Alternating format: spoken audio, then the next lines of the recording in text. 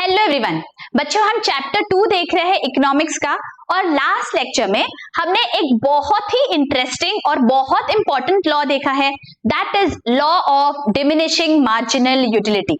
I hope आप सबने वो वाला लेक्चर देख लिया है बच्चों। It is a very very important law. अगर किसी ने अभी तक वो वाला लेक्चर नहीं देखा है, I have given the link in the I button as well as in the description. Do go and check that out. That is a very important law. आपको बोर्ड एग्जाम में इसके ऊपर क्वेश्चन जरूर पूछा जाता है। ओके उससे ही related हम एक स्टेप फर्दर आज सीखने वाले हैं। हमने लॉ ऑफ डीएमयू में क्या देखा है, क्विकली बताइए मुझे। लॉ ऑफ डीएमयू में हमने देखा दैट जैसे जैसे हम एडिशनल यूनिट्स कंज्यूम करते हैं किसी भी कमोडिटी का, हमारा जो मार्जिनल यूटिलिटी होती है कमोडिटी की कंजम्पशन के वजह से वो कम होते जाती है because of each extra unit consume. इसे ही हमने लॉ ऑफ डीएमयू में सीखा है, राइट। और एक पॉइंट ऐसा आता है जब हमारी जो मार्जिनल यूटिलिटी है that becomes zero and after that particular point if we still consume, हमारी मार्जिनल यूटिलिटी नेगेटिव हो जाएगी। ये हमने देखा है मार्जिनल यूटिलिटी के लिए। लेकिन सेम सिनेरियो में टोटल यूटिलिटी के साथ क्या होता है, इस लेक्चर में बच्चों हमें यही सीखना है that what is the relationship between total utility and marginal utility when we consume a particular number of units of a commodity. So without any further delay let's get started. Let us take an example जो हमने पहले देखा था। जैसे हम गोलगप्पे खा रहे हैं, हमने फॉर एग्जांपल 1 प्लेट ऑफ गोलगप्पे खाए और हमारी जो मार्जिनल यूटिलिटी है फ्रॉम दैट गोलगप्पे, एक प्लेट के गोलगप्पे से हमें 10 यूनिट्स की मार्जिनल यूटिलिटी मिली है। ओके नाउ अगर मैं 2, 3, 4 गोलगप्पे की प्लेट्स खा रही हूं यहाँ पे, so obviously we have seen हमारी जो मार्जिनल यूटिलिटी है वो कम होते जाएगी। फॉर एग्जाम्पल यहाँ पे फिर 8 हो गई, उसके बाद 6, then 4, then 2 and after a particular point, after 5 plates of गोलगप्पे, जब मैं 6th प्लेट खाने जाऊंगी, मेरी जो यूटिलिटी है marginal utility that become zero. मतलब अब मुझे बिल्कुल नहीं खाना चाहिए, मुझे अभी कोई भी सेटिस्फैक्शन नहीं मिलेगा इसके आगे। इसके बावजूद अगर मैं 7th प्लेट खा लेती हूं तो मेरी marginal utility will become negative, यहाँ पे -2 हो जाएगा। ये हमने देखा है। नाउ इसके साथ साथ टोटल यूटिलिटी पे क्या असर होता है। अब टोटल यूटिलिटी क्या है, aggregate addition of the marginal utilities. मतलब जब मैं फर्स्ट यूनिट कंज्यूम कर रही हूं मेरी total utility is going to be 10, यहाँ पे बिकॉज कुछ और है नहीं ना, 10 + 0 सो 10। लेकिन जब मैं 2 यूनिट्स कंज्यूम कर रही हूं मेरी टोटल यूटिलिटी क्या है, 10 + 8 दैट इज 18। जब मैं थर्ड यूनिट कंज्यूम करूंगी 10 + 8 + 6 that is 24। For fourth unit 10 + 8 + 6 + 4 that is 28 and for the fifth unit 28 + 2 that is 30। और जब मैं 6th यूनिट कंज्यूम कर रही हूं मेरी marginal utility is 0, so at that point my total utility is 30 + 0 that means 30। और जब मैंने 7th यूनिट कंज्यूम किया मेरी मार्जिनल यूटिलिटी नेगेटिव हो गई, so total utility be very very careful क्या हो गई, 30 - 2 that means 28। गेटिंग इट, ये शेड्यूल है, ये आपको समझ गया कि हमने कैसे टोटल यूटिलिटी को डिराइव किया। अब बस इसमें से हमें क्या क्या यहाँ पे इंटर रिलेशनशिप दिख रहा है वही हमें यहाँ पे एक्सप्लेन करना है। Very very simple. आप अगर दोनों भी शेड्यूल्स को ठीक से देखेंगे तो you can see that marginal utility जो फर्स्ट यूनिट आपने कंज्यूम किया था उस पे marginal as well as total utility is the same. तो बस आपका ये फर्स्ट ऑब्जर्वेशन है, आपको लिखना है that when the first unit is consumed marginal utility और total utility सेम रहता है। उसके बाद आपने क्या देखा that जैसे additional units consume हुए marginal utility तो कम हो रही है, देखो 8, 6, 4, 2, लेकिन total utility is increasing 18, 24, 28, 30। तो additional units के consumption के वजह से total utility तो भाई हमारी increase हो रही है, marginal utility कम हो रही है। उसके बाद एक पॉइंट ऐसा आया जब मेरी मार्जिनल यूटिलिटी 0 हो गई and that point my total utility my friends was constant. पहले भी 30 थी, अब भी 30 है। सो मेरी total utility after a particular point will reach its peak, maximum हो गई 30 और उसके बाद वो कांस्टेंट हो गई, राइट। और क्या हुआ उसके बाद, अगर और भी कंज्यूम किए यूनिट्स तो तो मेरी मार्जिनल यूटिलिटी नेगेटिव हो जाती है और टोटल यूटिलिटी कम हो गई। यहां पे there is a decline in my total satisfaction. बस यही आपको यहाँ पे एक ग्राफ में प्लॉट करना है बच्चों, और ये आपको लिखना है। Very very simple. Getting it? अगर आप इस तरह से याद रखोगे तो आपको रट्टा मारने की जरूरत नहीं है। अगर आप रट्टा मारोगे तो कुछ ना कुछ भूलने वाले हो, कहीं ना कहीं गड़बड़ होगा।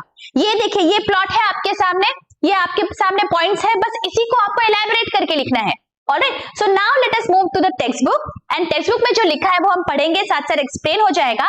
एंड आप हाइलाइटर पेन पेंसिल लेके बैठ जाइए, तो जहां जहां इंपॉर्टेंट पॉइंट्स है, ऑब्जेक्टिव टाइप है, मैं आपको हाईलाइट करने के लिए बोलूंगी। Okay, so let's move to your page number 10 in the textbook, concepts of utility. Okay, let us read page number 10 पे concepts of utility. Total utility.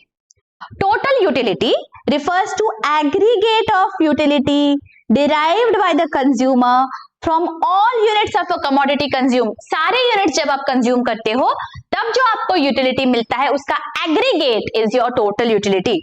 It is an aggregate of utilities from all successive units of a commodity consumed. 2, 3, 4, 5, 6, 7 इस तरह से आपने successively consume किए units, उससे जब हमने combine किया यूटिलिटीज को तो हमारी टोटल यूटिलिटी बढ़ गई। राइट, आगे मार्जिनल यूटिलिटी। मार्जिनल यूटिलिटी हमें पता है, बस हमें वापस एक बार देख लेना है। Marginal utility refers to additional utility derived by a consumer from an additional unit of a commodity consumed. In other words, it is the addition made by the last unit of a commodity consumed. जो भी additional utility मिलता है because of additional unit, that is your marginal utility. ठीक है, तो आपको अगर exam में पूछा जाएगा बच्चों, तो पहले आपको टोटल और मार्जिनल यूटिलिटी के इस तरह से मीनिंग समझाने हैं, then you will move to the table और then you will move to the graph. Okay, next page पे देखो, आपको इस तरह से टेबल दिया गया है, टेबुलर फॉर्मेट। ये हमने पहले वाले एग्जाम्पल में देखा, जैसे मैंने आपको गोलगप्पे का एग्जाम्पल दिखाया, ठीक उसी तरह है। ये क्या है देखो, मार्जिनल एंड टोटल यूटिलिटी का आपको कॉलम्स बनाने हैं। मार्जिनल यूटिलिटी इस तरह से आपकी डिक्लाइन हो रही है, टोटल यूटिलिटी स्टेडीली इंक्रीज हो रही है। ओके, एक पॉइंट पे 0 हो गई marginal utility and then it became negative. Alright, इसी को बच्चों आपको एक ग्राफ में प्लॉट करना है। Okay, so how are you going to do that? Very very easy. पहले तो आपको ये याद रखना है, आपका जो एक्स एक्सिस है बच्चों, ये जो ग्राफ है, X axis is going to show the units of the commodity. 1 2 3 4 5 6 7। Okay, 7 units आपने कंज्यूम किए इस पर्टिकुलर एग्जाम्पल में। और जो वाई एक्सिस है that is going to show the total and marginal utility का ग्राफ। ऑलराइट, ये वाई एक्सिस है, ये एक्स एक्सिस है, पहले तो ये याद रखिए। Okay, and then you have to plot the points. First unit जब आपने कंज्यूम किया, यूनिट कहां पे है? एक्स एक्सिस पे है, तो यहां से आपको एक डॉटेड लाइन बनाते जाना है। ओके, स्ट्रेट डॉटेड लाइन होगी, यहां पे आपने बना दी। उसके बाद जब आपने फर्स्ट यूनिट कंज्यूम किया, आपकी टोटल और मार्जिनल यूटिलिटी क्या थी? 10 थी। राइट, तो आपको क्या करना है, वाई एक्सिस पे 10 से आपको एक डॉटेड लाइन बनानी है। तो यहाँ पे 10 पे मैं आती हूँ और यहां से डॉटेड लाइन बनाती हूँ, और जहां पे ये दोनों लाइंस इंटरसेक्ट होते हैं that is my first point. Second unit जब हमने कंज्यूम किया, हमारी टोटल यूटिलिटी बढ़ गई, कितनी हो गई? 18 हो गई। तो मैं सेकेंड यूनिट से वापस इस तरह से एक डॉटेड लाइन बनाऊंगी, स्ट्रेट डॉटेड लाइन होनी चाहिए। ओके, एंड वाई एक्सिस पे मुझे 18 से एक डॉटेड लाइन बनानी है। 18 इज हियर, तो यहां से मैं डॉटेड लाइन बनाती हूँ, और जहां पे ये दोनों लाइंस इंटरसेक्ट होंगे that is my second point for total utility curve. तो मुझे बस इन दोनों पॉइंट्स को जोड़ना है मेरे टोटल यूटिलिटी कर्व के लिए। Okay, similarly for my marginal utility curve what is going to happen? Marginal utility second unit पे 8 है। ओके, तो मैं यहाँ पे 8 पे आ जाती हूँ और वर्टिकली हॉरिजॉन्टली इस तरह से डॉटेड लाइन बनाऊंगी, और जहां पे ये 2 को इंटरसेक्ट हो जाता है, these will be my marginal utility का पॉइंट। ओके, फिर मैंने दोनों पॉइंट्स को जोड़ दिया। सिमिलरली मुझे third, fourth, fifth, sixth consumption के लिए भी करना है। जब मैंने 6th यूनिट कंज्यूम किया बच्चों, यहाँ पे मेरी मार्जिनल यूटिलिटी 0 हो गई, तो मुझे क्या करना है, 6th यूनिट पे चलना है, और एक्स एक्सिस पे 6 पे मैं आ जाती हूँ, और मार्जिनल यूटिलिटी 0 है। 0 इज व्हाट? दिस ना, इसीलिए जो एक्स एक्सिस है वहां पे 6th यूनिट पे मेरा जो मार्जिनल यूटिलिटी का कर्व है उसका वही इंटरसेक्शन है।